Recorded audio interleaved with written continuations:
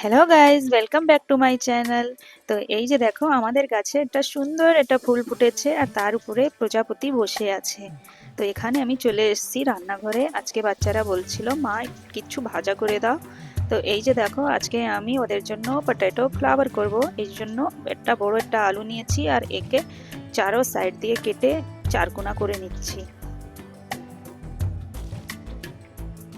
তারপরে দুই সাইডে দুটো কাঠ দিয়ে এইটাকে ভালো করে কেটে নিয়েছি। কাঠ দিয়েছি এই জন্য যাতে একদম নিচ অব্দি না কেটে যায়, জয়েন্ট থাকে। আর এইটাকে ভালো করে একদম কুচি কুচি করে নেব।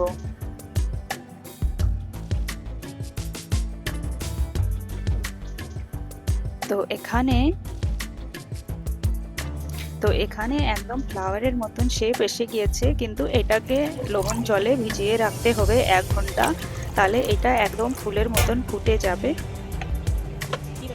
তার জন্য এখানে আমি নিয়েছি জল, তার ভিতরে দিয়েছি লবণ আর আলুগুলো এর ভিতরে ছেড়ে দিয়েছি। আর 1 ঘন্টা পরে তুলে দেখবো এটা একটু ফুলের মতন হয়ে গিয়েছে।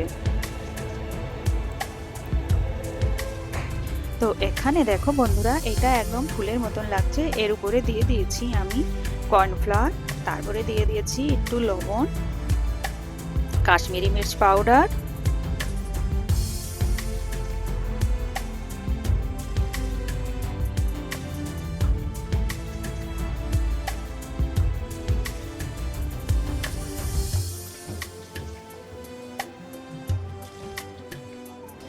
তো এখানে এটা হালকা করে মাখিয়ে এবার এটা গরম তেলের ভিতরে ছেড়ে দিয়েছি। আর এই পিঠ ওই পিঠ দুই পিঠই আমি ভেজে নেব।